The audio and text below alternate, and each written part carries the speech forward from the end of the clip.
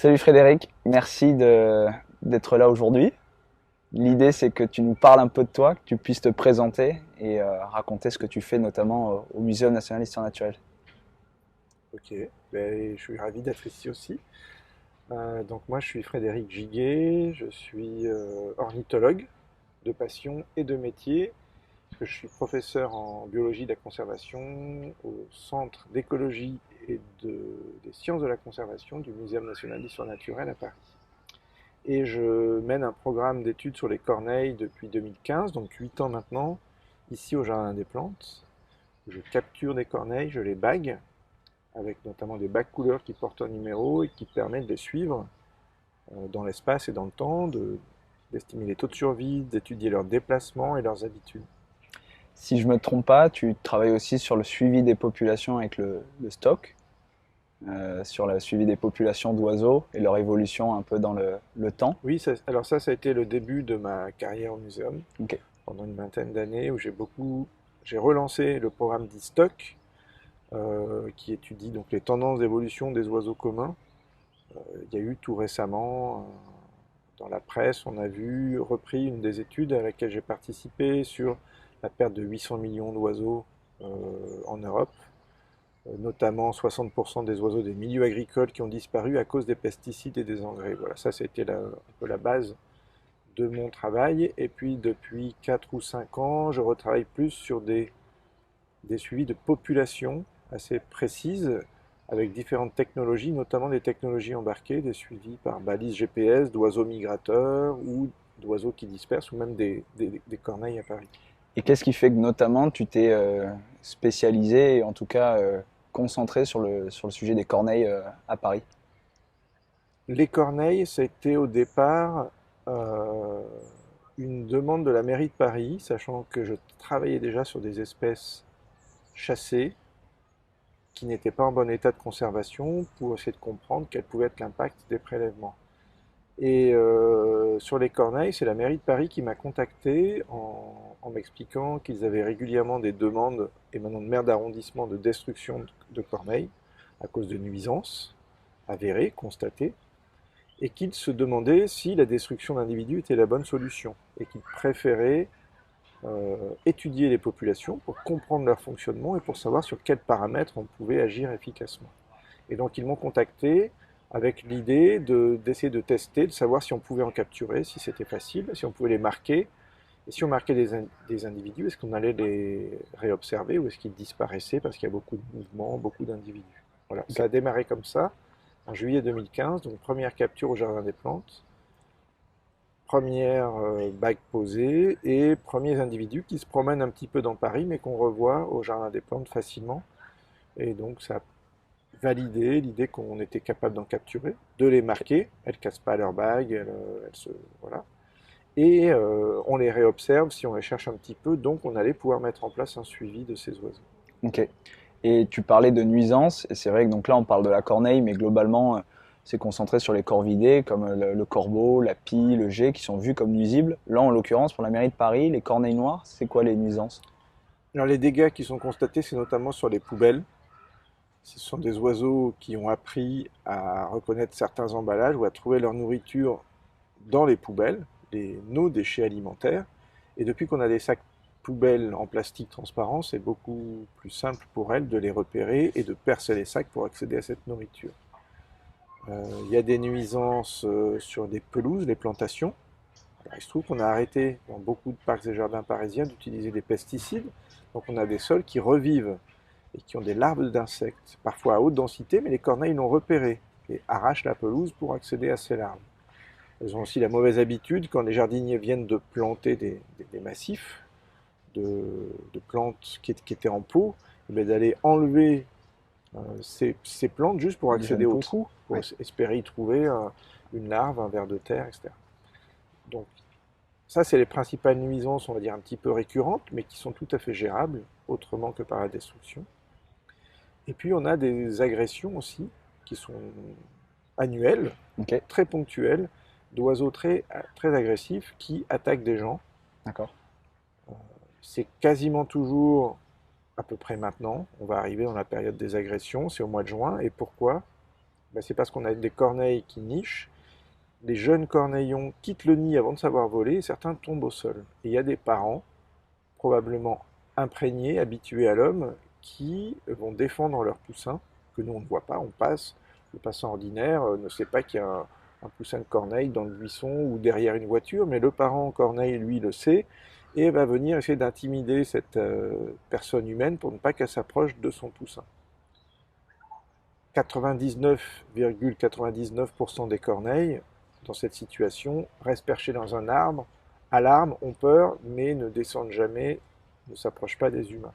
Et on a de très rares individus localisés, toujours les mêmes, au même endroit, le même territoire, qui peuvent aller jusqu'à intimider la personne, arriver en général c'est un vol en rase-motte, elles arrivent par derrière, elles donnent un coup d'aile sur la tête, en criant, donc c'est très impressionnant, mais ça reste de l'intimidation. Ok.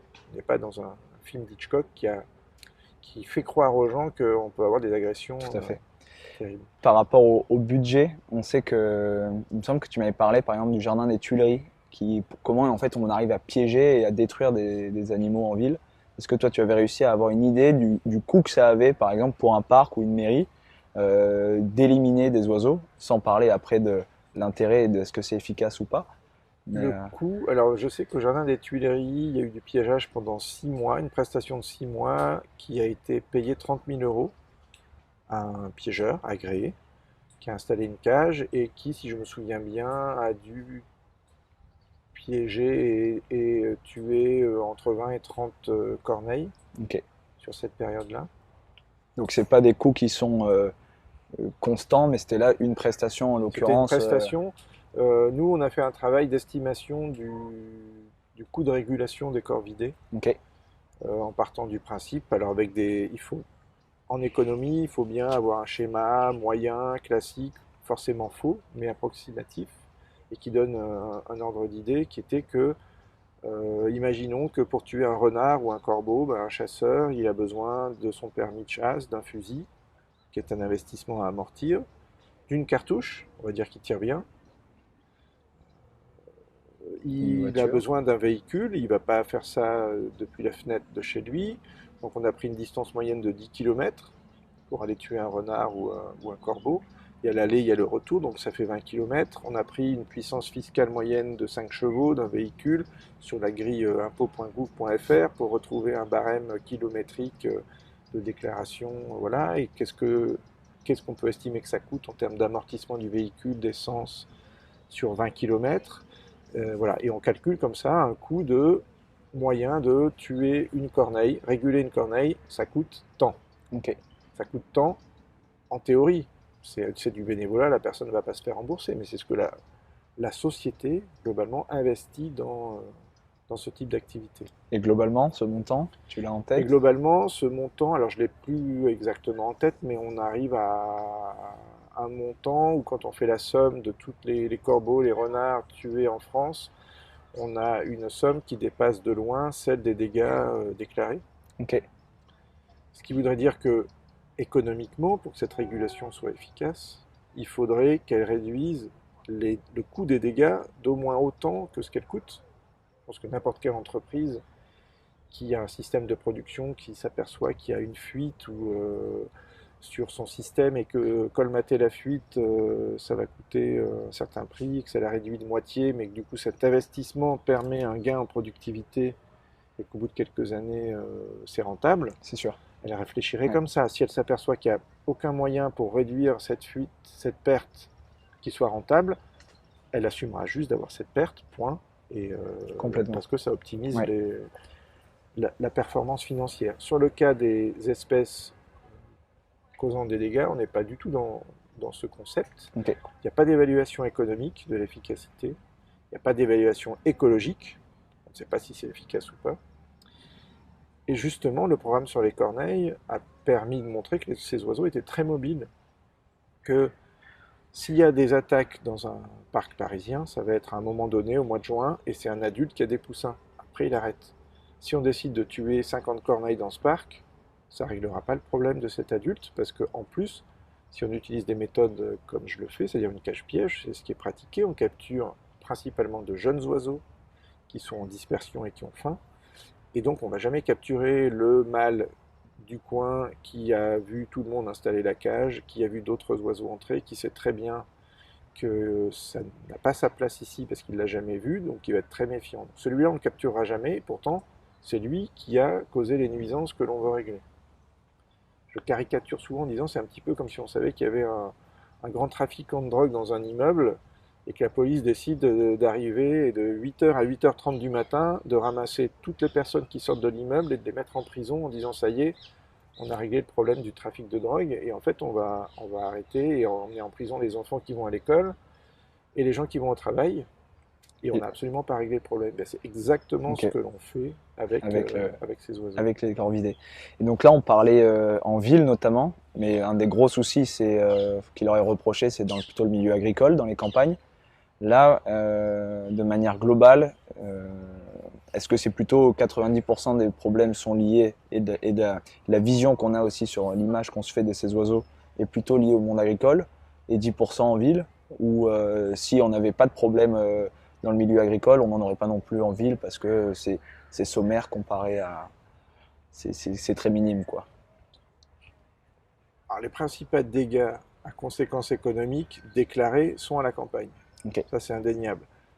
Euh, et on est dans un système. Alors, en ville, c'est plus parce que les gens ont l'impression que la ville est à eux, qu'elle n'est pas partagée, que la ville est aux humains et que pour les humains, et que s'il y a une faune sauvage qui s'y installe, elle n'y a pas sa place. Donc, dès qu'un animal va vivre sa vie, mais que c'est un peu gênant pour les humains, ils ne l'acceptent pas. Et finalement, à la campagne, on est aussi un petit peu dans ce système. Oui, on a un cadastre, oui, on a une parcelle qui appartient à quelqu'un, ça reste un morceau de nature où il y a de la vie, et la vie n'appartient pas à ce propriétaire. Il y a un exploitant ou un gérant qui va semer une culture, il faut quand même accepter que cette culture, elle est dans un espace partagé avec des animaux sauvages, avec un climat variable, avec d'autres usagers. Et effectivement, dès qu'il va y avoir un grain de sable ou un caillou dans un rouage, on va crier au problème et appeler des solutions. Voilà. Dans le cas de ces dégâts sur les cultures, la solution mise en place depuis très longtemps, c'est de détruire les espèces qui causent ces dégâts, de les détruire de manière massive et à grande échelle spatiale, sans avoir forcément d'action locale sur la parcelle considérée. Et de manière assez étonnante, ça dure depuis des décennies et ça continue. Et on n'arrive pas à faire le constat que c'est peut-être pas la bonne solution, puisqu'il continue à y avoir des dégâts et qu'il n'y a aucune relation entre l'intensité des régulations et les dégâts constatés l'année suivante. Et qu'on sait, pas exactement, mais globalement, le nombre d'espèces qui sont tuées chaque année. Corbeaux et corneilles, c'est à peu près 1 million d'individus Et après, on a en aussi le France. G et les pies. Si on rajoute les pies, alors ça varie entre les années, hein, mais si on rajoute les pies, on est à 1 million, ça varie, on va dire que ça varie 1,3 million, 1,4 million. Ok. Et là, globalement, la France, par rapport aux autres pays, nos voisins européens Championne ou du dans le monde, monde. championne du monde? Oui, parce qu'on a beaucoup de chasseurs, Ok. on a un système de piégeurs agréés, etc., qui est aussi de louvetiers qui est en place depuis longtemps, depuis Napoléon, et qui fonctionne. On est un pays très agricole, avec une forte habitude de gestion synégétique du gibier, de la faune sauvage. Donc ça explique tout ça. Et puis, probablement, bah, on a aussi perdu l'habitude de cohabiter avec Avec beaucoup la- d'animaux, contrairement à certains de nos voisins plus scandinaves, où il faut imaginer que le corbeau-freux chez nous, c'est un nuisible, et on va tirer dans les colonies au printemps pour limiter leur population. En Suède, c'est un des oiseaux qui annonce le printemps. Quand les corbeaux-freux reviennent de migration, c'est que le printemps n'est pas loin. Donc je disais, on sait qu'il y a à peu près 1 million hein, de corbeaux, de corvidés qui sont tués chaque année, mais les populations, elles, comment elles se comportent? Est-ce que les populations baissent? Est-ce qu'elles restent stables? Est-ce qu'elles augmentent? Pour comprendre un peu l'impact ou pas qu'a ce genre de Ouais. régulation, quoi. Les populations restent stables, les dégâts ne diminuent pas, donc on est plutôt dans une logique de se dire que bah, ces populations peuvent supporter ces destructions, assez bizarrement, mais en tout cas qu'elles ne sont pas efficaces pour réduire durablement les effectifs. Donc c'est un petit peu aussi pareil, j'aime bien les images. C'est comme si on écopait à l'intérieur d'une barque parce qu'il y a de l'eau, on comprend. Écoper sur la plage parce que la vague monte, et à chaque fois qu'une vague monte, écoper cette vague pour ne pas qu'elle vienne détruire le château de sable, c'est sans fin, et à un moment donné, la vague, si on n'est plus là, arrivera jusqu'au château de sable. Euh, donc c'est ça qu'il faut arriver à, enfin ce sont tous les mécanismes qu'il y a derrière qu'il faut arriver à comprendre et commencer dès aujourd'hui à réfléchir à des alternatives. Parce que ces destructions, alors soit il faut les amplifier, c'est pas 1 million, c'est 5 millions de corvidés qu'il faudrait tuer pour que les effectifs diminuent. Ça, c'est quelque chose par rapport à la population. On a une idée des Au renouvellement populations? des populations, au Ok. nombre de jeunes, à la durée de vie des individus. Après, ce qu'on observe aussi, maintenant, alors c'était le cas chez la pie, et il semble que ce soit le cas chez les corneilles, c'est qu'on a de fortes densités en ville et de très faibles densités à la campagne. C'est-à-dire qu'à force de réguler et de persécuter ces espèces à la campagne, elles en sont effectivement absentes, mais les oiseaux se réfugient aux abords des villes, notamment les immatures, et on a, alors c'est pas des réservoirs, mais on a des grosses populations qui sont plutôt en milieu urbain, qui vont se nourrir sur les poubelles, qui font des excursions à la campagne au printemps, au moment des semis, qui peuvent y faire des dégâts, mais qui ne vont pas y rester. Donc on est dans un système plus complexe que de dire j'ai mon champ, je vais le semer, je vais réguler les corvidés, parce que les corvidés qui vont passer sur ce champ et peut-être faire des dégâts, ils viennent des grandes villes autour et ils vont ne faire que passer 1 ou 2 journées. Donc ceux que je capture et que j'élimine ne sont pas ceux qui seront là après-demain pour Ouais. manger mon maïs, ce seront de nouveaux individus. Donc on est sur des échelles de temps et d'espace qu'on n'a pas du tout comprises et que des suivis comme celui des Corneilles à Paris permet d'appréhender, notamment avec la pose des bacs couleurs et avec le suivi par balise GPS. Et globalement, en France, on a 10 espèces de corvidés, 4 qui sont classées ésode, donc espèces susceptibles d'occasionner des dégâts. Donc on a parlé du corbeau, de la corneille. Il reste la pie et le jet. On leur reproche pas du tout les mêmes choses que pour le corbeau ou la corneille. Qu'est-ce qu'on leur reproche et qu'est-ce que ça évoque pour toi? Alors, dans la classification de ces espèces, pour pouvoir les déclarer, donc le terme anciennement utilisé nuisible, soit il faut des dégâts constatés, des risques sanitaires avérés, ou une abondance forte en densité, etc., et des nuisances possibles dans le secteur où l'espèce est fortement abondante. Par exemple, si on considère qu'il y a une forte densité de pie dans un département où il y a beaucoup de vergers, et que on n'a pas de dégâts déclarés, mais qu'il y a tellement de vergers que les pies, elles sont très abondantes, et même s'il n'y a pas de déclaration, on peut penser qu'il peut y avoir beaucoup de dégâts sur les fruits, ben on peut la classer susceptible d'occasionner des dégâts et autoriser ces destructions. Et pour ces deux petites espèces, je pense que tu fais allusion au fait qu'on peut les déclarer nuisibles et les réguler sur le simple fait qu'elles vont causer des dégâts à la faune sauvage. C'est des espèces qui sont dans un écosystème, qui ont un régime alimentaire qui comprend beaucoup d'insectes, qui comprend beaucoup de graines, des fruits, mais aussi des œufs ou des oisillons, quand elles en trouvent, comme beaucoup d'autres espèces, comme les écureuils, comme d'autres oiseaux, mais elles en particulier, on va considérer que ça n'est pas normal et que, à cause de ce rôle naturel, on peut réduire leurs effectifs. Sachant qu'il y a eu des études menées et qui montrent qu'il n'y a pas moins de petits oiseaux quand il y a beaucoup de pies. Et C'est je un sais que équilibre. tu fais référence et c'est encore une des croyances les plus tenaces chez les gens parce que les pies, on en parle quand même très peu, qui pensent que en fait, la pie, justement, plus il y a de pies, moins il y a d'oiseaux. Alors que globalement, on sait que moins il y a d'oiseaux, comme tu disais, à cause du système agricole, globalement des pesticides et de la destruction de ces espèces, la disparition de ces espèces. Ouais, Mais les gens pensent encore que la pie est responsable de la disparition des moineaux, des passereaux. exactement. Et on peut citer Victor Hugo qui disait quelque chose comme éduque un enfant, tu sauves un homme. Et tout ça, c'est un problème d'information, de connaissance. Une pie, s'il y a beaucoup de pies, et qu'il n'y a plus de petits oiseaux parce qu'elle mange les petits oiseaux, qu'est-ce qu'elle mange du coup comme il n'y a plus de petits oiseaux? Ben, rien, donc elle meurt, donc il y a moins de pies. En fait, une relation proie-prédateur, c'est forcément équilibré, sauf si l'homme la déséquilibre, par exemple, en donnant accès à toutes ces poubelles, à tous ces restes alimentaires. Donc on peut faire augmenter le nombre de pies artificiellement avec nos poubelles, mais du coup elles mangent des poubelles. Est-ce que la pression sur les petits oiseaux s'intensifie à ce moment-là parce qu'il y a plus de pies? Ben, la réponse est là. Il y a une étude scientifique faite en région Île-de-France au parc de la Courneuve qui dit non. Quand il y a beaucoup de pies ou peu de pies, ça n'influence pas le nombre de petits oiseaux. Et mieux, il y a eu des captures et du bagage d'oiseaux tout au long de la saison de reproduction. Il n'y a pas moins de jeunes petits oiseaux qui s'envolent.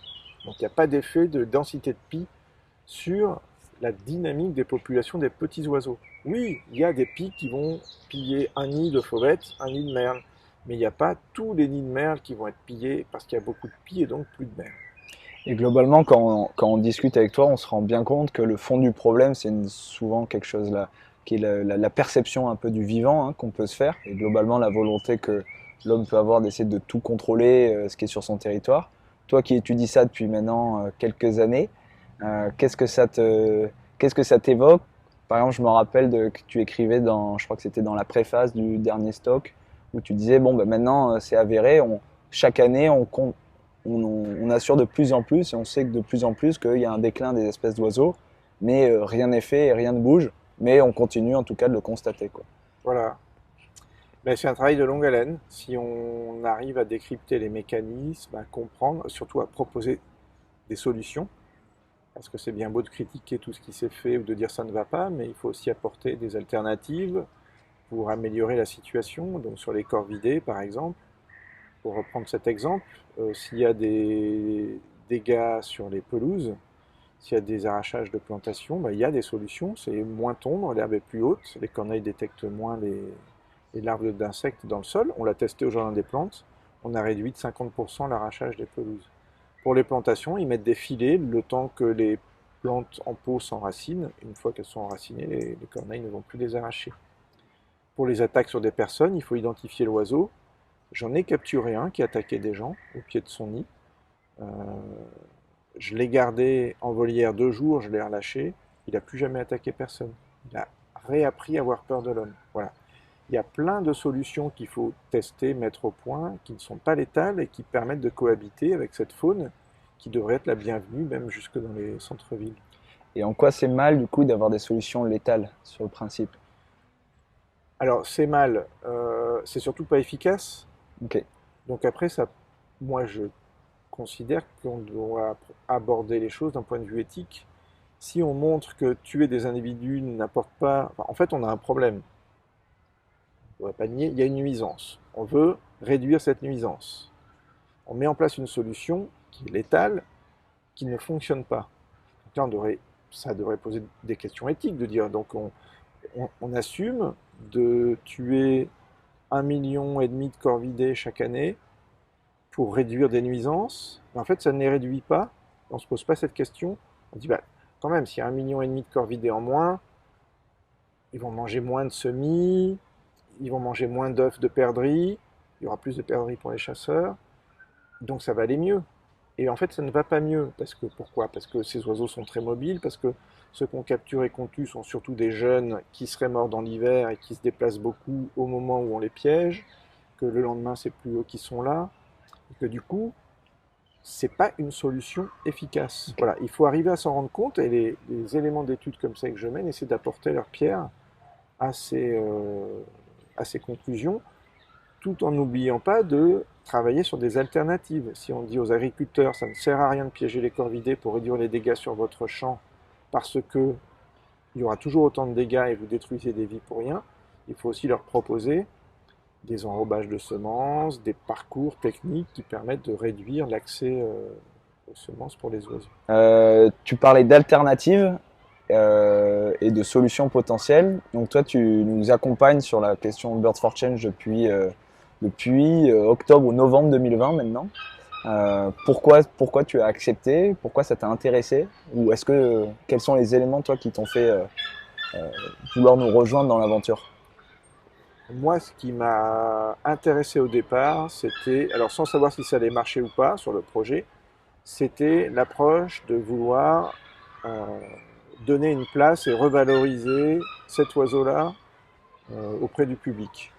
Voilà. Lui donner une autre image d'espèce intelligente, utile. Alors, on est bien d'accord, le projet n'est pas que les corneilles deviennent les Tout à fait. éboueurs des villes, mais que, à travers l'exemple de ces oiseaux intelligents qu'on peut amener à ramasser certains déchets, expliquer aux gens que ce serait à eux de le faire.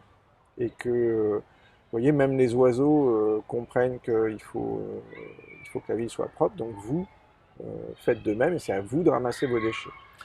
Tout à fait. Et donc forcément, c'est un projet qui est un peu inédit et qui interpelle. Nous, c'est pour ça en tout cas qu'on l'a lancé parce qu'on s'est dit, ça permet de redorer l'image de ces oiseaux qui sont aujourd'hui vus comme nuisibles. Ça permet de faire un axe de sensibilisation complètement différent pour créer un peu l'électrochoc d'un point de vue des déchets.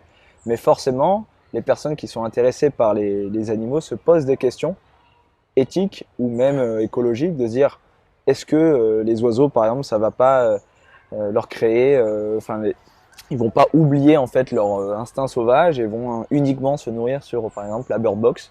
Est-ce que tu pourrais répondre à ce type de questions? Alors la première réponse que je fais toujours, c'est il vaut mieux qu'ils aillent à la bird box manger des récompenses équilibrées que dans les poubelles manger des frites et des restes de fast-food. Voilà. Ou des rats morts qui sont morts parce que ils ont mangé des anticoagulants et les corneilles vont mourir après. Donc ça, c'est évident pour moi que l'alimentation de ces oiseaux, c'est pas une alimentation saine. On récupère beaucoup d'oiseaux, certains baguets qui meurent, que je fais autopsier. Euh, Très souvent, ils ont des foies démesurés, qui montrent Ok. qu'ils mangent n'importe quoi et qui ne sont pas en bonne santé. Enfin, certains, ceux qui meurent, ne sont pas en bonne santé, mais on pourrait s'y attendre aussi. Euh, L'autre point, c'est que on a justement, en mettant en place cette collaboration au Jardin des Plantes, avec la Bird Box, on a des oiseaux bagués. J'ai bagué plus de 1000 corneilles ici, alors il n'en reste pas 1000. Elles ne sont pas toutes restées dans Paris, elles ne sont pas toutes encore vivantes, mais on a quand même une bonne population d'oiseaux bagués qu'on peut identifier individuellement. Et l'idée, c'était qu'on va pouvoir voir quels oiseaux viennent à la Bird Box, quels oiseaux mangent les récompenses, quels oiseaux, si le système fonctionne au final, touchent des mégots, rapportent des mégots, quel type de déchets, et ensuite recapturer ces individus précis pour faire un Un bilan de suivi, santé. un bilan. J'ai les autorisations pour faire un prélèvement sanguin, on peut regarder si ces oiseaux, ceux qui ramènent des mégots ont de la nicotine dans le sang, ça m'étonnerait, hein, ils ne les respirent pas.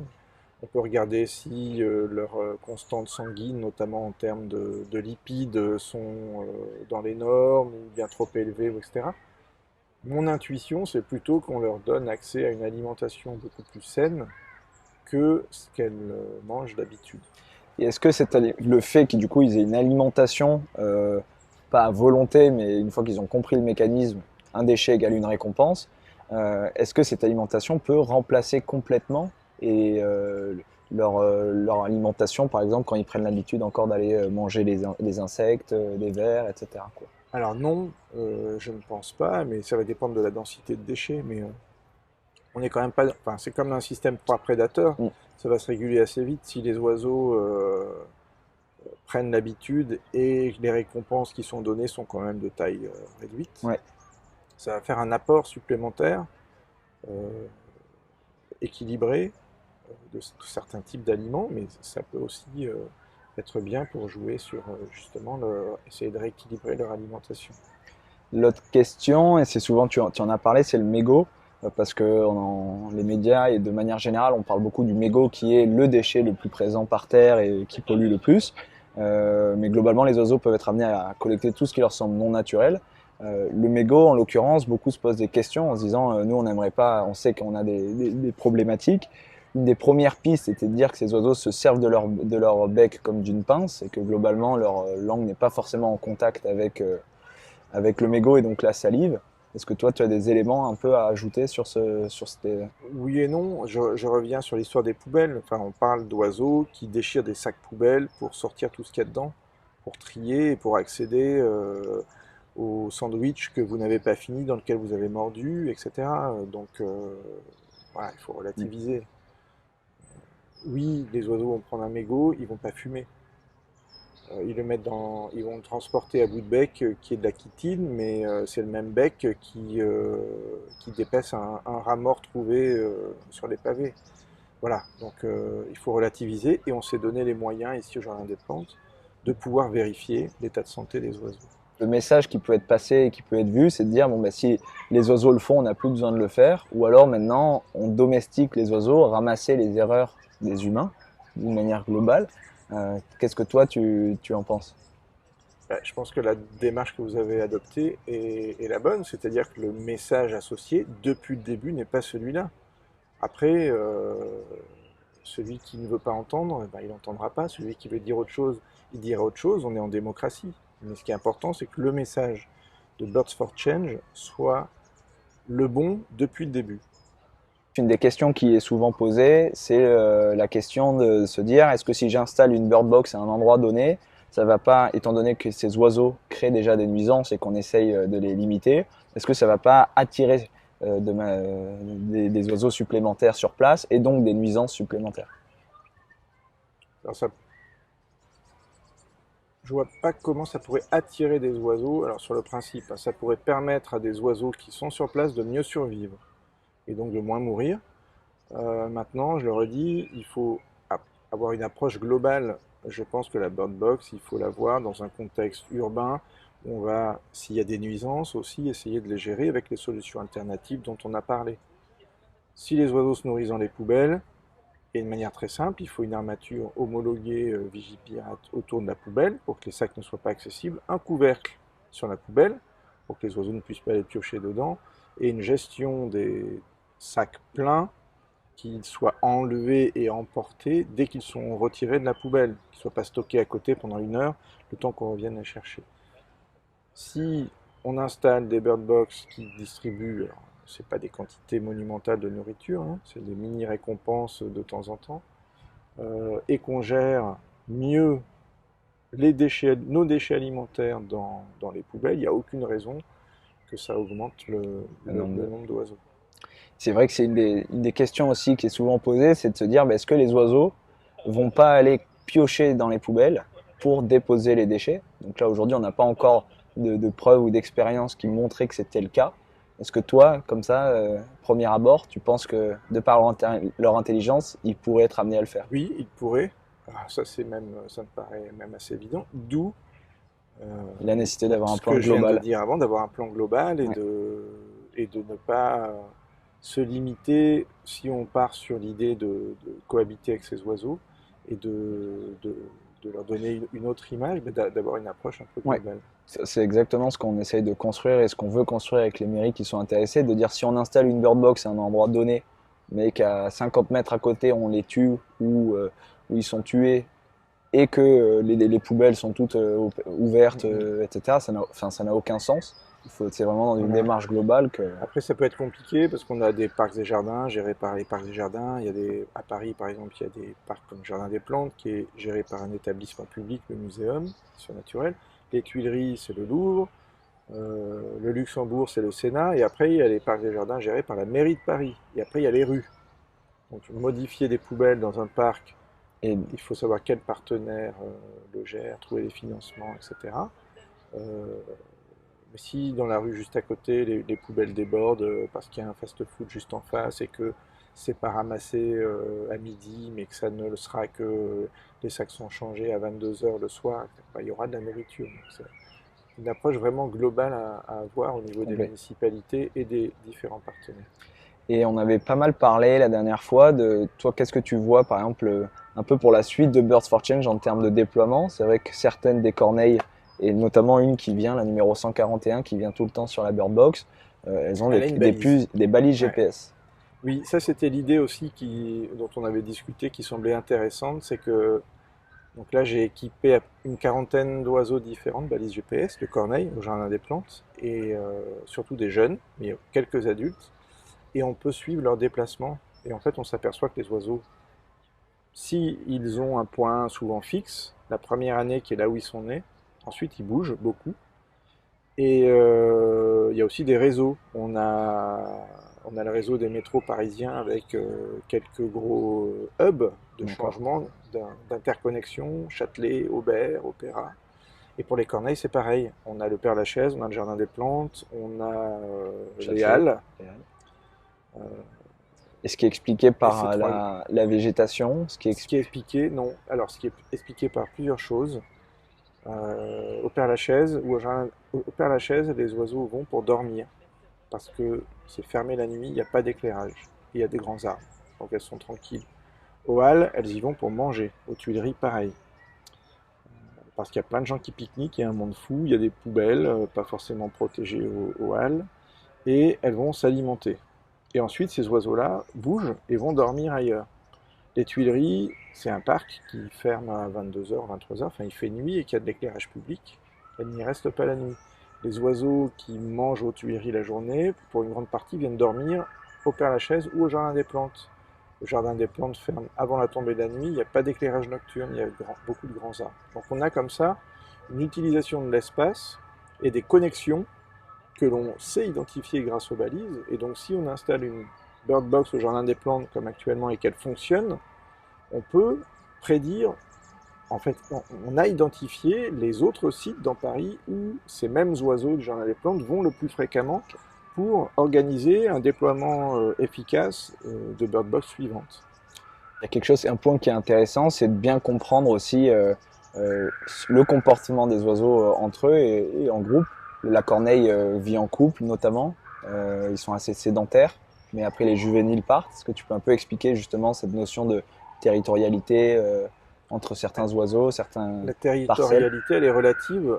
Un couple de corneilles adultes a un territoire, mais va tolérer un certain nombre d'immatures, en tout cas dans certains espaces. Ici, au Jardin des Plantes, on a une dizaine de territoires de corneilles, il y en a 5 ou 6 qui se reproduisent, qui pondent des œufs dans un nid, et on peut avoir jusqu'à 200 corneilles. Donc on a en général 50, 80 oiseaux qui sont présents toute la journée, et qui circulent, qui sont en groupe, c'est les groupes d'immatures ou d'adultes qui ne se reproduisent pas. Donc il y a les jeunes de l'année dernière, il y a les jeunes d'il y a 2 ans, il y a des oiseaux qui peuvent venir d'ailleurs, et tous ces oiseaux peuvent être tolérés dans des espaces qui font partie des territoires des adultes. Ok.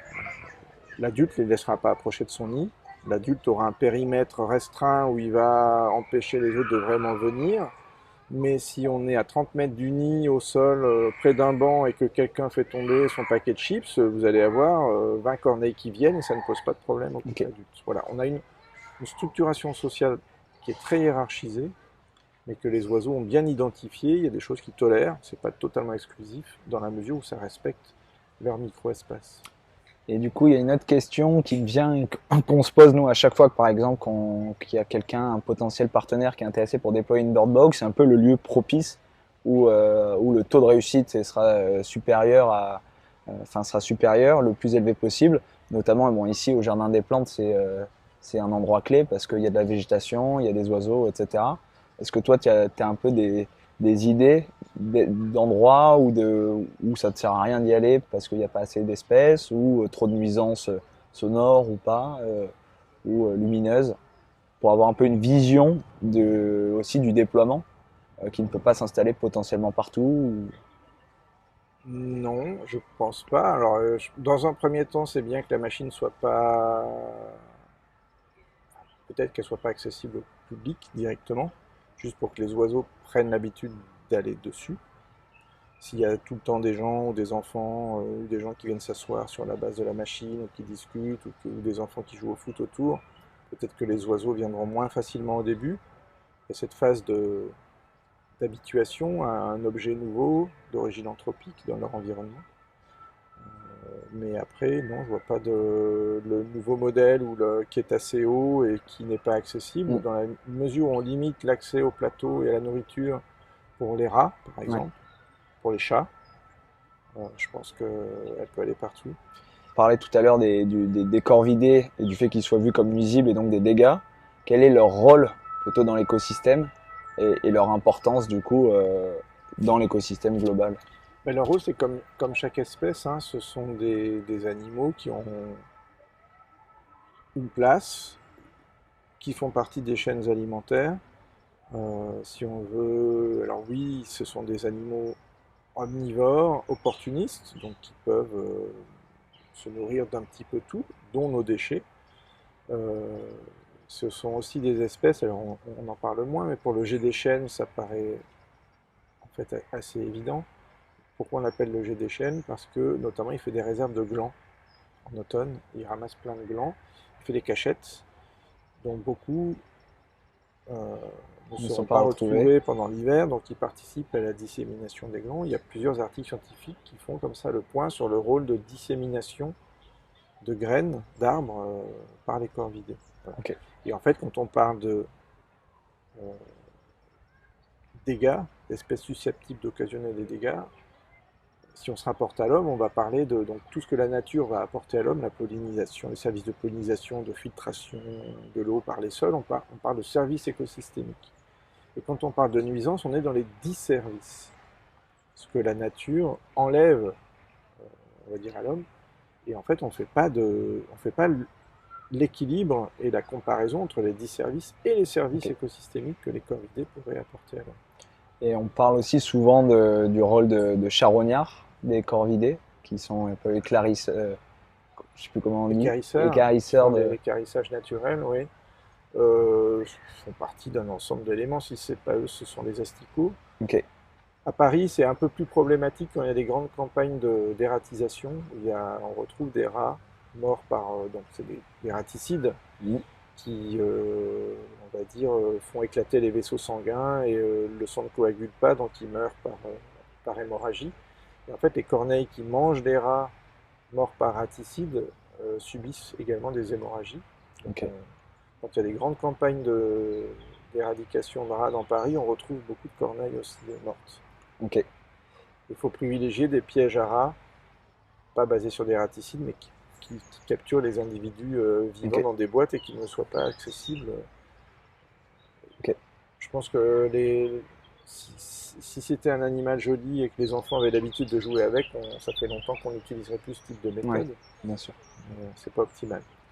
En clôture de cet échange, toi, ornithologue du coup, qui a travaillé un peu sur tout type d'espèces, euh, qu'est-ce qui fait que l'espèce d'oiseaux, qu'est-ce qui fait que, par exemple, les corvidés, toi, t'intéressent plus particulièrement? Est-ce que c'est leur intelligence? Est-ce que tu arrives à justement comprendre, enfin, et voir et repérer un peu cette intelligence plus supérieure que d'autres espèces? Alors, l'intelligence, oui, c'est pas ce qui m'a motivé pour travailler sur cette espèce, c'est vraiment plus le côté injustice, entre guillemets, arriver à très rapidement percevoir qu'on se trompe complètement dans les mesures de gestion qu'on met en place et que ça aboutit à énormément d'individus tués chaque année alors que c'est inefficace. Voilà.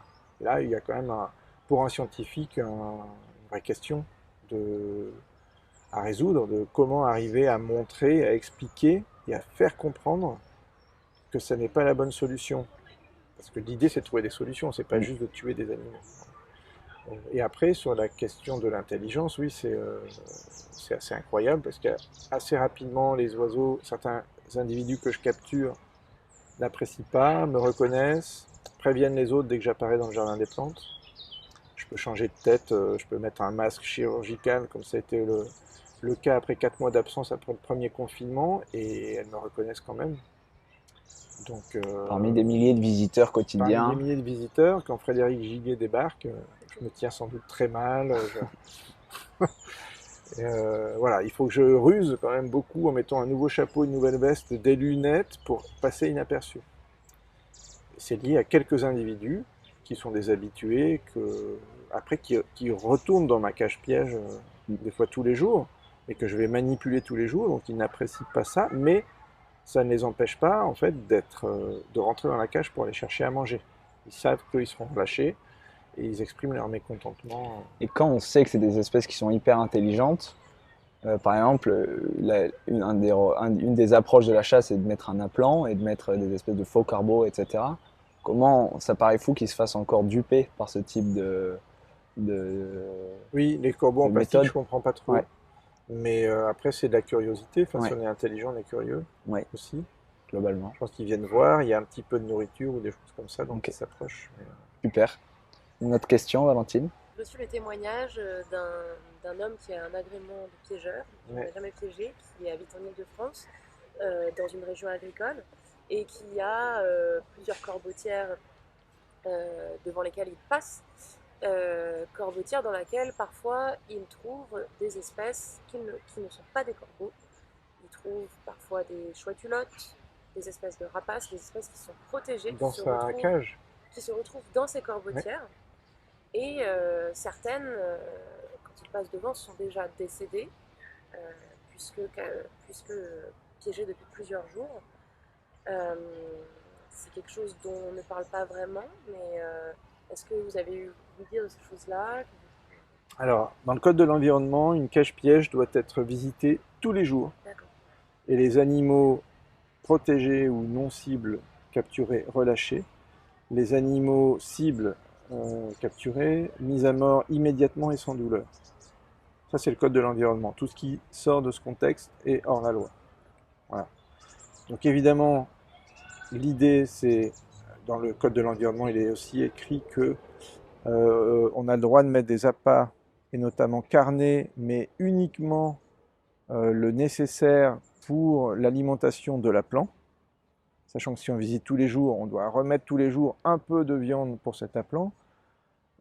Si on met plus, on va effectivement, éventuellement, attirer une buse, une chouette. Moi, j'en ai déjà trouvé dans des caches-pièges. J'en ai déjà libéré de cache-pièges quand j'étais étudiant. Ou des choucas des tours, espèces protégées. Voilà. Et on ne peut pas présager de. Normalement, le bon piégeur, il a été formé, il sait qu'il doit relâcher ses espèces. Si les oiseaux y meurent de faim, là c'est absolument pas normal. L'idée, il faut imaginer quand même, c'est vous avez un gamin qui s'amuse, qui grimpe, qui casse un barreau, qui tombe dans la cage et qui peut pas en sortir.